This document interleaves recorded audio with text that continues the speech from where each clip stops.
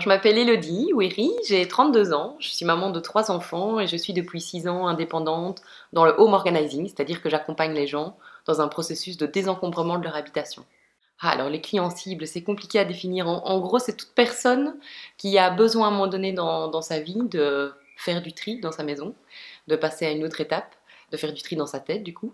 Et donc, qui a besoin de faire cet exercice. Donc, c'est souvent des gens qui sont en phase de déménagement, en phase de travaux, qui ont eu des enfants rapprochés, des gens qui se séparent ou des recompositions de ménage, des caps 30, 40, 50, 60. Bref, toutes les étapes de la vie où on a besoin de faire du tri chez soi. Ce secteur d'activité s'est imposé à moi par le biais de mon expérience de vie. J'ai vu l'arrivée de 3 enfants très rapidement, en l'espace de 2 ans. On a commencé par des jumeaux et puis tout de suite un troisième.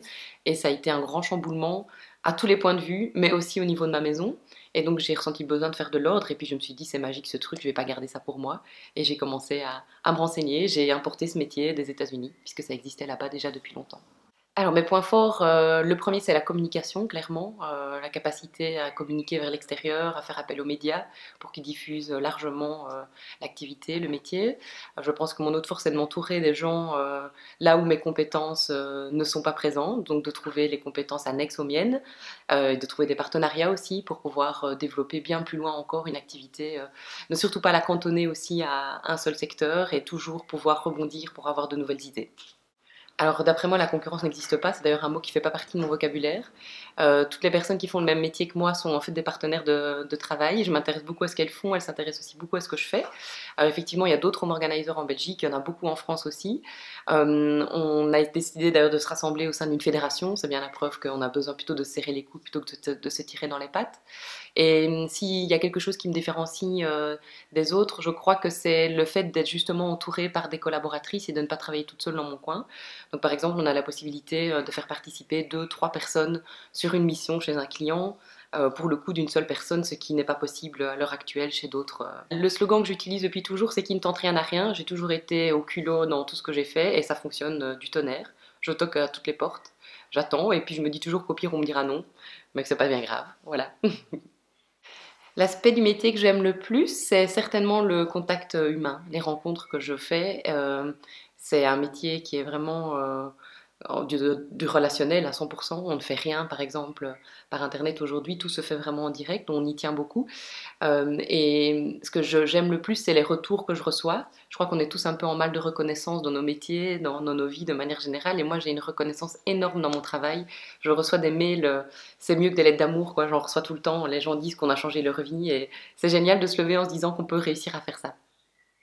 J'ai une vision gigantesque de l'activité. Pour moi, c'est un métier qui est plus qu'un métier d'avenir. Je crois que dans 10 ans, on en parlera en se demandant comment on pouvait faire avançant, un peu comme les téléphones aujourd'hui, quand nos enfants nous demandent comment on faisait sans téléphone. Bah, je crois qu'un jour, on dira et quoi, le home organizing n'existait pas. Donc j'ai une vision très, très positive. Je crois qu'on va réussir à croiser le home organizing avec plein d'autres métiers. Euh, Par exemple, je cherche beaucoup pour l'instant dans le milieu des coopératives, des agriculteurs, des producteurs, tout ce qui est éco-construction. C'est des secteurs auxquels on peut se greffer assez facilement et ce n'est qu'un exemple de toutes les choses qu'on pourrait faire parce qu'en fait les valeurs du home organizing sont communes à plein de métiers. J'ai un scoop. Je suis en train d'écrire mes 100 premières fiches d'inspiration. C'est la nouvelle génération des bouquins, puisque les gens n'ont plus envie de lire des grandes tartines avec 300 pages. On n'a pas non plus envie systématiquement d'acheter ce genre de choses, mais plutôt de les lire sous un format tablette, ordinateur. Donc c'est comme ça que je les ai faites, un peu comme une somme de petits articles. L'idée c'est que toute personne qui a envie de changer quelque chose dans sa vie peut prendre n'importe quelle fiche à n'importe quel moment, la lire et puis se dire allez c'est bon, c'est pour moi j'y vais, se rebooster. Alors la vérité c'est que Samuel Vasso, le créateur de Créatonite, est mon voisin. Et donc on s'est rencontrés comme ça, parce que nos enfants sont dans la même école et qu'on habite dans le même quartier. Et donc tout a démarré comme ça. Et puis bah, de fil en aiguille, moi je cherchais justement à ce moment-là quelqu'un pour m'aider dans le développement de mon identité visuelle. J'avais déjà un site internet mais qui était un peu foireux. Et j'ai tout de suite compris que ça allait être la bonne personne et qu'il allait pouvoir faire beaucoup de choses. Je ne pensais pas qu'il allait faire autant de choses à l'époque, mais voilà, on s'est rencontrés comme ça. D'abord pour Samuel, parce que je me suis rendu compte que c'était quelqu'un qui était fiable et qu'on pouvait lui faire confiance.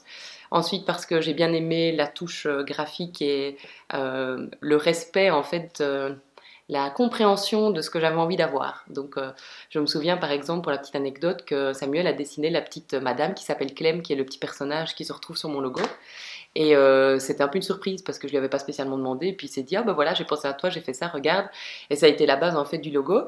Et aujourd'hui, Clem, c'est vraiment l'identité visuelle de mon activité. Et malgré les années, ça fait bien pratiquement 6 ans, bah, c'est toujours là. Donc c'est la preuve qu'il avait pu vraiment comprendre très vite qui j'étais et ce que j'avais envie de faire passer à travers mon métier. La diversité des choses qu'on peut demander. Donc c'est pas du tout cantonné à un système classique où on fait des cartes de visite et puis un site internet et puis les supports un peu classiques en termes de communication. Je sais que je peux demander n'importe quoi, qu'ils se retourneront toujours pour essayer de trouver une solution, pour inventer quelque chose et toujours avec la même cohérence graphique derrière. Donc ça j'admire aussi. La possibilité de demander. Et ce que j'aime bien aussi, c'est qu'ils sont toujours partants pour de nouveaux défis. Donc, je sais que si demain je propose de faire par exemple des vidéos pour mettre sur YouTube, des petits tutos, des choses comme ça, bah, c'est là que j'irai toquer en premier parce que je sais qu'il y a l'envie de développer de nouvelles choses et de tester de nouvelles choses aussi. Et donc principalement ça, des rencontres, une remise en question aussi parfois par rapport à ce que je veux, parce que je suis des fois un peu brouillon, pas très clair. Le fait d'être questionné régulièrement sur qu'est-ce que tu veux vraiment, c'est quoi l'objectif, vers qui tu veux envoyer cette information, de me dire c'est pas compréhensible, je comprends pas ce que tu veux, ben ça nous oblige à dire ah ok, donc il y a quelque chose qui est pas clair, comment est-ce qu'on peut simplifier et corriger les choses pour que ça soit compréhensible par le plus grand nombre.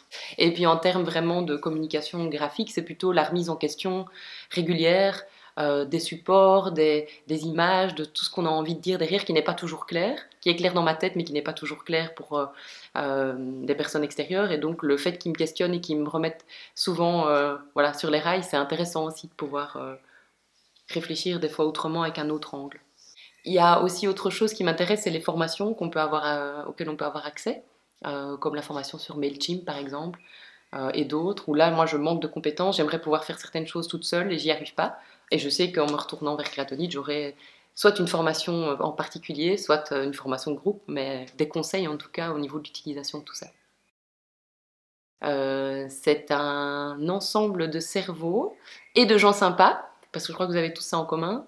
Une équipe de personnes qui ont envie d'avancer, d'essayer de nouvelles choses, super modernes, c'est un mot qui définit bien, qui ne reste absolument pas statique, qui est toujours à la recherche de nouvelles choses aussi. Il est un peu bateau, mais je dirais l'essayer, c'est l'adopter. Ah, créatonite, c'est de la dynamite.